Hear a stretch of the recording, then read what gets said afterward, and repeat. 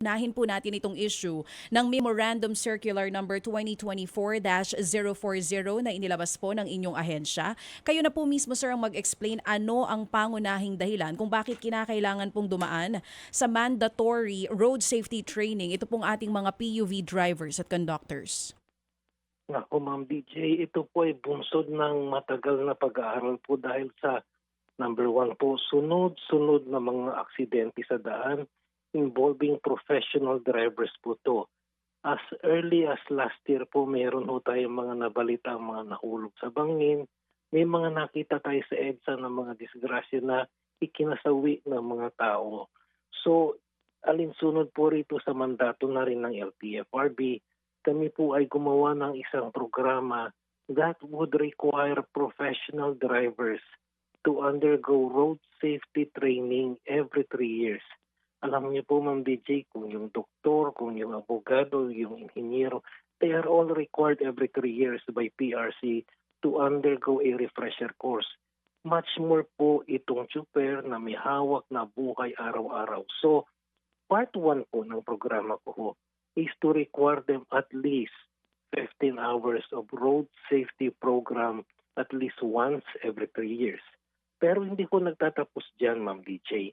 Number 2 po, nalalaman naman natin pag ang isang tao ay nasa daan palagi, na stress po yan. So part of the program is determination po ng cognitive ability ng tao. May situation po kami at may nakikipag-usap po kami sa Philippine Mental Health Association where there would be a simulator and then may mga situations na may mag-overtake or may biglang magkakat sa iyo or may magmumura sa iyo. Then we would gauge number 1, ano ang reaction ng driver?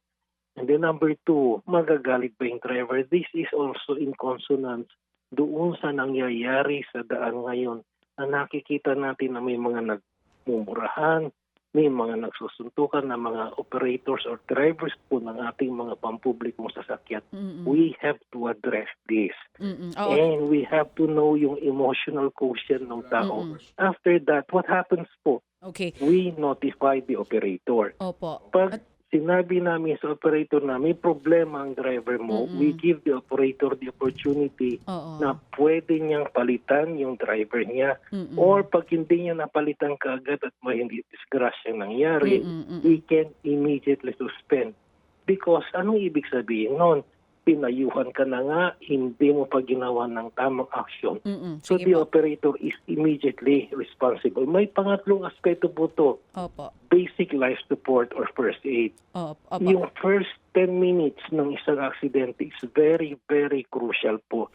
Dapat ho yung chauffeur o yung conductor should know at least basic life support. So mayroon din ho silang tie-up with either DOH or with the Philippine National Red Cross para mag-conduct ho ng training to enable these drivers and conductors to fully appreciate po and alam po nilang maglapat ng yung paunang First lunas aid po. Yes po. tuwing may aksidente po. Attorney, medyo singit lang po ako kasi medyo limited yung oras natin. Marami tayong mga issues po no, na gusto pong malaman ng mga kasagutan po nito. Kanina nabanggit nyo, napakaganda po ng layunin. Ilan po yan sa mga kasama no, dito sa training na pagdadaanan itong mga drivers at konduktor natin. Sabi nyo po kanina, dumaan ito sa matagal na pag-aaral. Meron po bang datos ang LTFRB na magpapakita na may kaugnayan nga sa kakulangan ng training ang dahilan kung bakit mataas po ang bilang ng mga aksidente sa kalsada? Meron po kaming datos dyan. Base na rin po sa mga nakikita namin na mga aksidente. Meron po kaming datos kung ilan po yung mga aksidente nangyayari for 2024 and for 2023. And Ma'am DJ, nakakabahala po, tumataas po yung mga basihan po, yung mga incidents po ng road crashes or tinatawag natin mga accident sa daan. Kaya minabuti ko namin gumawa ng programa to require these drivers po to go through the process po.